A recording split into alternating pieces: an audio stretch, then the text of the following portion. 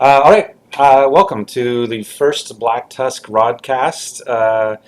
It's hard to believe it's been over 2 years. Well, in some ways, it's hard to believe it's been over 2 years, but it's felt like a really much longer than 2 years actually. But March 21st was the last time we did this, talking about Gears 3 DLC.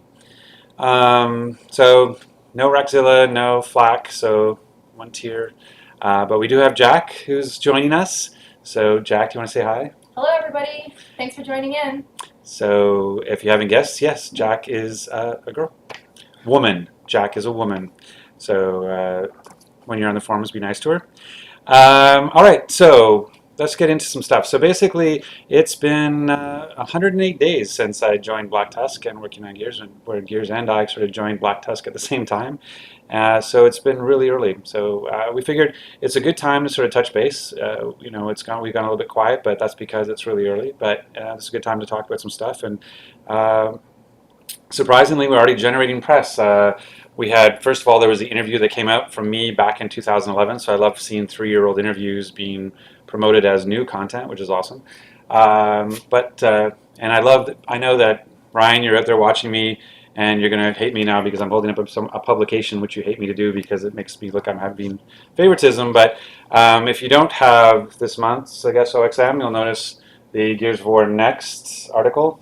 It's actually pretty cool. So when I was at GDC, we sat down and we talked a little bit, and there's a little bit about my thoughts around Gears of War in the future and being at Black Tusk. So you should check that out. In fact, one of your questions around um, casual gaming versus competitive gaming, I actually answer in that article. So if you want to check that out, please do. So let's just sort of treat this as State of the Union a little bit, and then we've kind of got some fun questions. I mean, again, it's only been 100 days, so I can't go into a lot of depth into a lot of things. So this isn't going to be the place where I'm going to announce the name of the next game and all these sorts of things. I mean, obviously, it's going to take some time to get to a point where we can do stuff like that. But let's just sort of catch you up where we are, what's going on, and then Jack has been nice enough to collect all the forum questions, and I can go through a bunch of them, and we'll go from there. So anyway, community update. So forums have been up since April 16th. I guess they went read only on March 10th, right? Yeah. So it took us a month, but we wanted to do it right, not quickly. So that's been a big push for us. It's also a line I use on my wife. Never mind.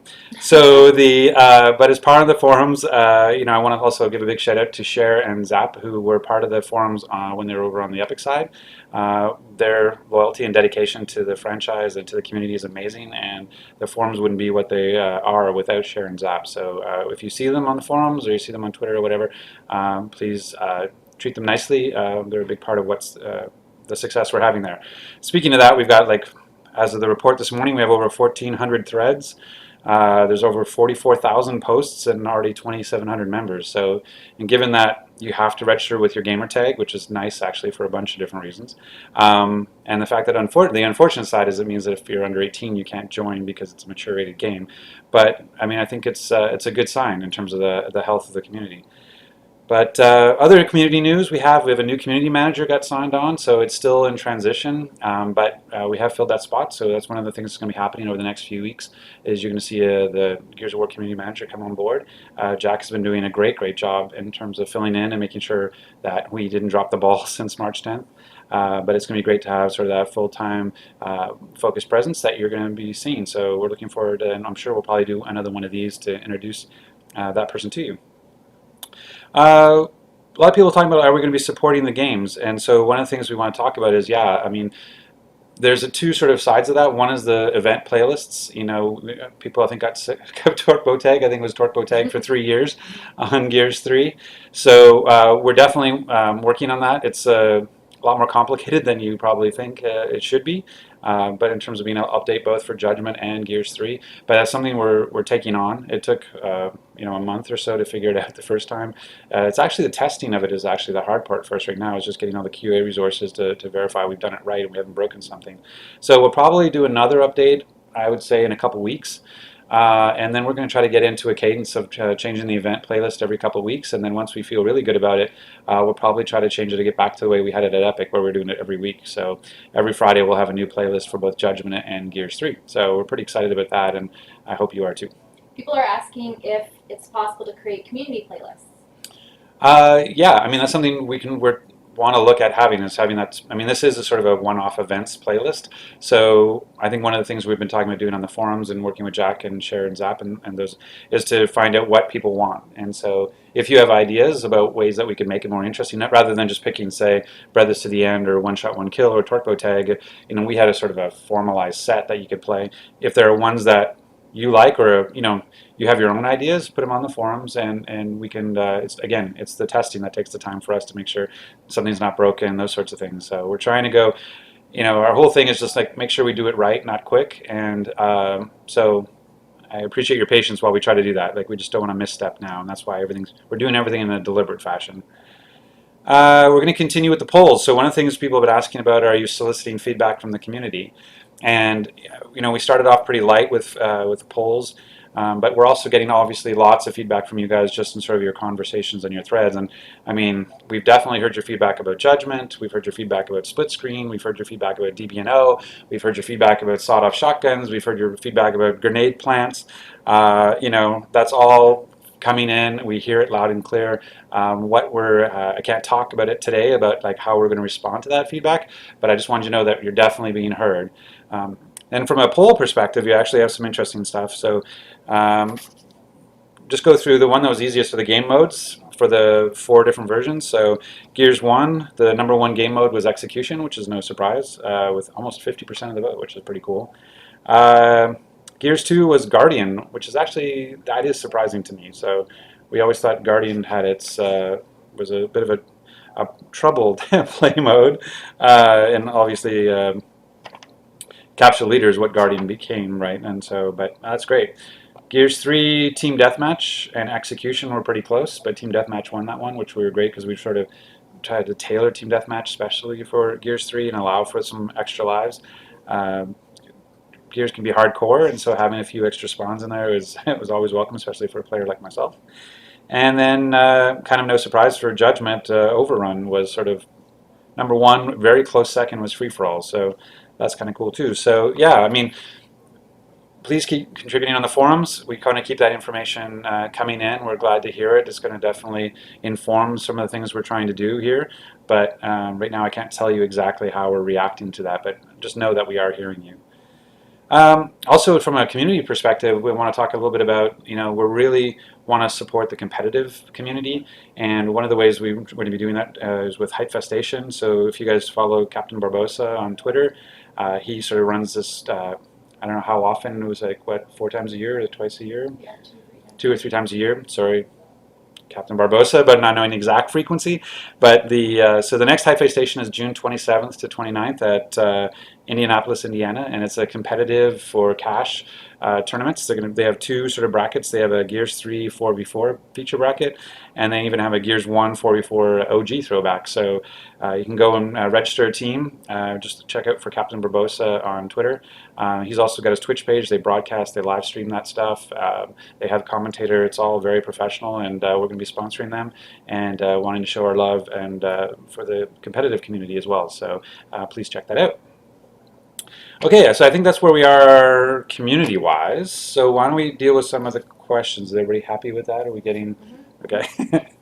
All right, so first question is, who is Black Tusk? So Black Tusk is really just a game studio that was formed by Microsoft up in Vancouver. Vancouver is a very vibrant game community, a lot of very talented and senior people here.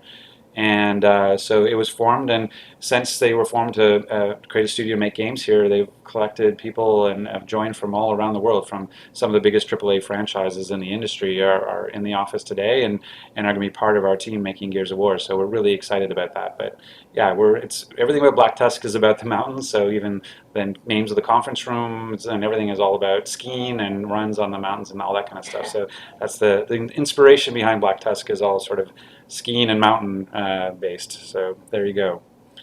Another question, what part of the design cycle are you in?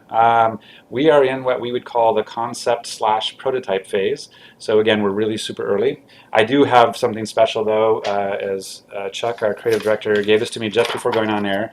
It's our very first piece of concept art. I don't know, the camera may have trouble focusing on that, but that's our first piece of concept art for what we're working on. So apparently there are colors. We will have colors.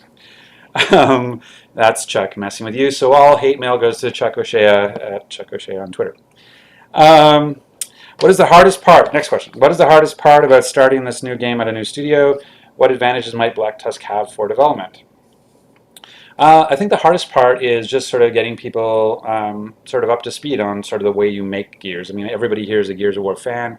Everybody's played the games and loved the games, but there's a sort of style, the way you have to think about when you make a Gears of War game. So Chuck is giving me crap through the window, so apparently he's watching the broadcast. Anyway, so and so it's just that's sort of been the harder part. Is there's a lot of sort of rules and ways to, and design methodologies and those sorts of things and pillars in the way that we think about the franchise. And so sort of making sure that everybody's on the same page and we're all working towards the same goal is probably the most challenging, to go from zero to, hey, now we have to make, the next Gears.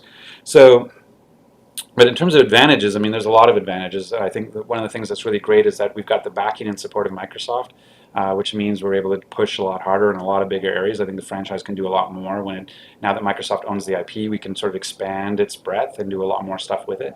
I think what's also really great is, beyond the fact that we just have a really super talented team here of great individuals, but is the fact that there's just an energy here. Like, when after you've made the same game for 7 years, it's a little bit harder. You're trying to, like, how do I make it different? How do I make it different? How do I make it different? I think you might have picked up a little bit of that out of Judgment, but the notion here is, what you get here is just raw enthusiasm, raw passion, raw energy. When you walk around and Gears of War is on every monitor and every water cooler conversation is about Gears of War, every awkward urinal conversation is about Gears of War. Like it's just that there's this real palpable energy that really makes it easy to get out of bed in the morning, to know that you're coming into a place where people are just genuinely excited to make something that you truly love. So that's kind of what's most awesome about being here and working at Black Tusk right now. There's a couple questions here. Actually, several people are asking. Okay. Is Black Tusk made up of all ex-EA employees? No. I would be lying if I didn't say it wasn't a decent contingent. As you know, a bunch of EA studios were in Vancouver, some of them to greater and lesser success, but it's actually from all over the place. We have people from all around the world, literally, that have come here to work at Black Tusk. It's not just, we're not ex-EA only, right? So, is that good? Yeah. Next. Well, we talked about fan feedback and the polls, so I think we're good there. Next is, now that our forum accounts are linked to Xbox Live, are the possibilities for allowing us to have unlocks in-game based on forum membership? And yes, that's exactly what that means. And that was one of the reasons we took longer to roll out the forums. We could have had them out probably, Jack, about 2 weeks earlier if we hadn't weren't doing that sort of tie-in to the Xbox Live. Yeah. But we felt like we wanted to have that sense of having that connectedness where we could do things, where we could recognize leadership in the community in the game potentially, and that there was a sense of a level of responsibility as well. I feel like when your gamer tag is on the line and people know your name, and there's a sense of responsibility that you have to bring with you when you're communicating on the forum. So we felt it was the right thing to do, and it does unlock a bunch of opportunities for us to think about how we can use that information moving forward. I talked a little bit. The next question was, are you working on updates for Gears 3 and Gears Judgment? And I talked about we plan on doing event stuff, but in terms of title updates and DLC, I think just one of the things I just want to make clear, and not to spin it in a negative way, but you have to think about opportunity cost, right? So for every day that we're working on a title update, say for Gears 3 or a DLC for Judgment or something like that, is a day we're not putting on the new thing. And so it's something like, when you think about those types of requests, when you think about, hey, it would be great to get a title update for one of the two or what have you, just recognize that's taking work away from something else. So right now we're trying to prevent that. We're trying to focus on getting the events playlists. If we have an issue, is there another way to solve it besides having to do a lot of engineering to solve it? And really stay focused on making the next experience the really great experience, and get it to you as quickly as we can. Right, next. What do you personally feel defines Gears of War multiplayer? What makes it fun to you? It was interesting because I probably had by the way, if you've been part of the broadcast in the past, I've always got Epic. I always drink my vitamin water zero, which I no longer do here. But I do have apparently the We Heart Van water. I didn't do the introduction that you asked me to do. See, I just skipped ahead. So if you don't know who I am now, you're just you have homework now. So anyway, I talked about this over Twitter in the sense that, for me, what a Gears of War multiplayer is it really is about intensity and about responsibility and accountability. Because like in Call of Duty, I feel like when I don't play, because I don't play as part of a formal clan, I feel like since I feel like an individual, I feel like a loner, and there may be 11 other people on my team, but I feel like I have my own personal objectives. I want to get my XP, I want to unlock my red laser sight or what have you, but I'm not really so cared about the results of the match or the well-being of my team. Whereas in Gears, I'm one of five in Gears 1, one of four, and I really felt the pressure. Like nothing gets my palms sweating more than that it's on you, and so when you die, you know that now I've left my team a man short, and now that's why I feel a sense of accountability. And so you take that along with, oh my God, I'm slammed into cover and bullets overhead, and everything's really visceral and intense, and I'm getting chainsawed in half, like that on top of sort of this feeling of responsibility to my team and the sense of belonging to my team, that to me it just takes it over the top. And I think that's why I find it as intense as I do. But that's what's really special about it. I think that's what we have to, as we look forward, is we have to really focus on and double down on, is the idea of just owning what makes Gears unique, and really sort of embracing what is Gears, instead of potentially taking it differently. Next is, do you plan on sticking to the canon created by the books, comics, games? My answer to that is basically yes, as best we can. As if you know anything about me, in terms of conversations I've had in the past, I always believe fun is greater than canon. So that's not to say that I'm going out of my way to destroy canon. I think we have a really deep, especially with Karen's novels, the 800-page books. We definitely have a lot of rich canon out there about the world and the history, and so we're going to be trying to pay tribute to that as much as we can.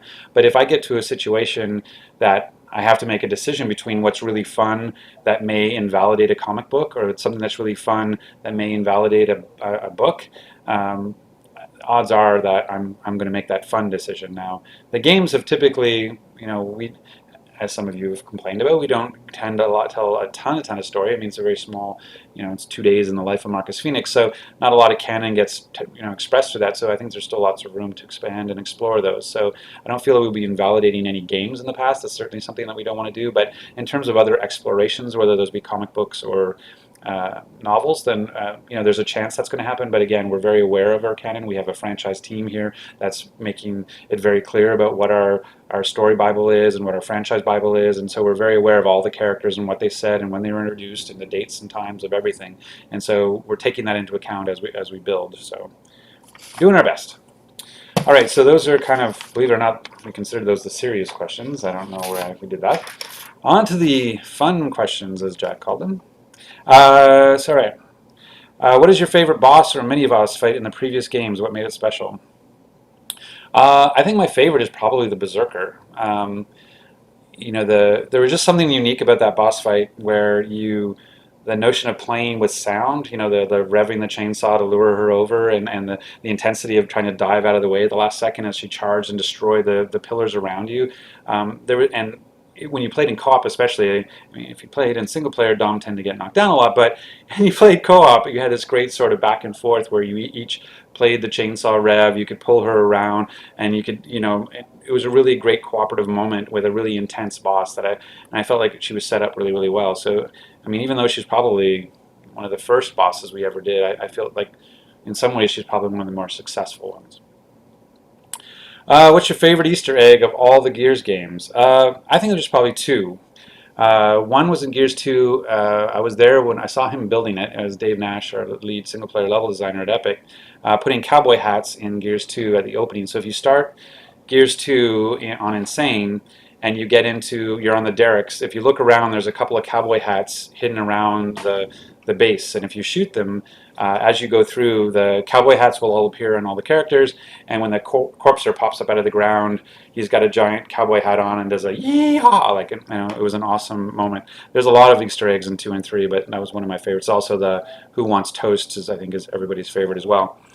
The other one would be the Gears 3, and the reason that I love this one is because we actually invested in it from a dialogue perspective. Like all the other ones, the Who Wants Toast was actually combat chatter for the flamethrower, the Yeehaw was Dizzy's combat chatter for active reloads, I think.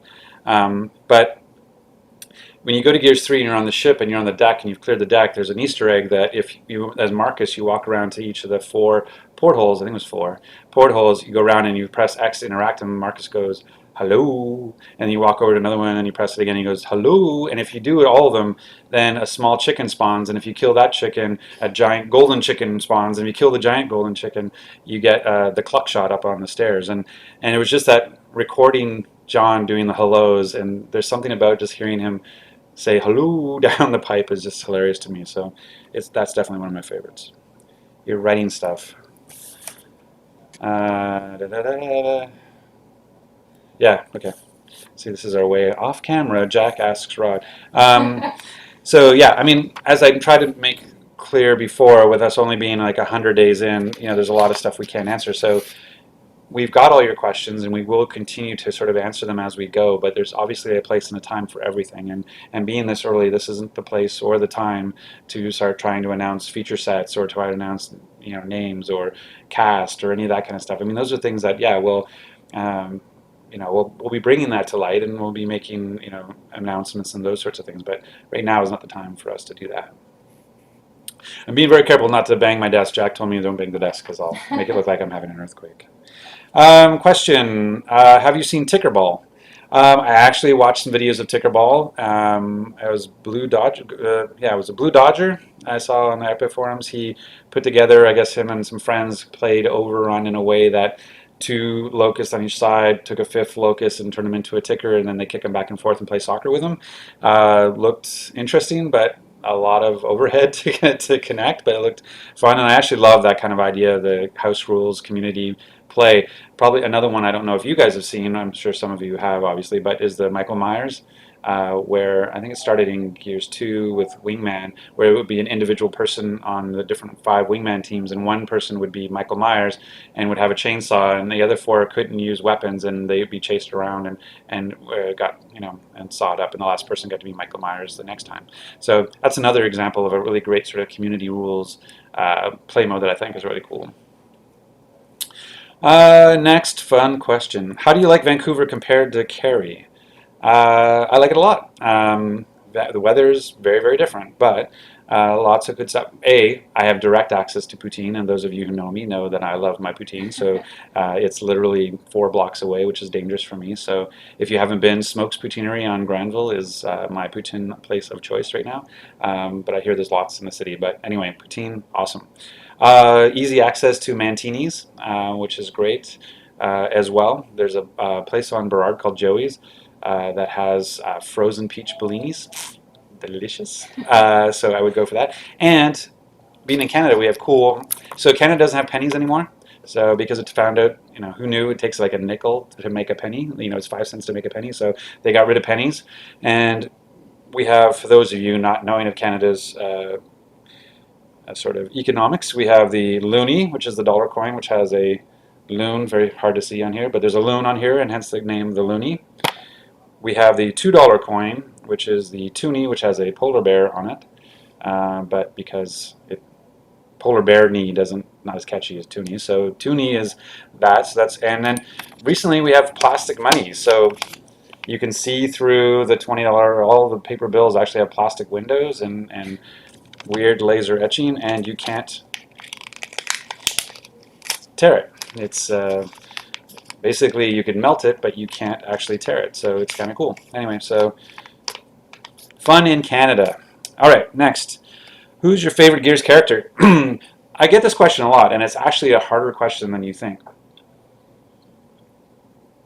And the reason for that is because on all the Gears games, I generally got to spend, I was in the booth with all the actors. So to me, the characters aren't just the characters. When I think of Dizzy, I don't think of just Dizzy, I think of Peter Jason. When I think of Dom, I think of Carlos Ferros. When I think of Marcus, I think of John DiMaggio. Like, I know these people personally, and it's not just about the character, it's also to me about the actor. And Nan McNamara is Anya. Like, these are people that that I genuinely like and really respect and like working with. And so when I think about my favorite characters, I love them all. So, I mean, it's hard not to play as Dizzy when you're playing Horde, just the stuff he says. And I have outtakes of Peter Jason going crazy.